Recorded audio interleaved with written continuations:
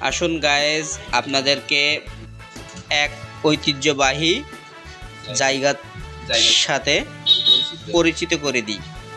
আসুন আমার সাথে সামনে পরিচিত করে দিই কার্পাসডাঙ্গার সেই ঐতিহ্যবাহী কাজী নজরুল ইসলামের আটচালা ঘর।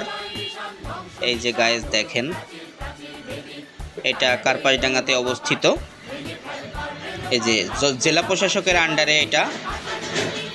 এই যে গায়েজ দেখেন, আপনাদের এখানে না আসলে বুঝতে পারবেন না এত সুন্দর জায়গা। এখানে বিশ্বকবি কাজী নজরুল ইসলাম এখানে থাকতেন বা বসবাস করতেন।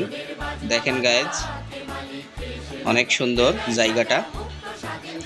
আপনারা আসলে ভালো লাগবে, অবশ্যই আসবেন।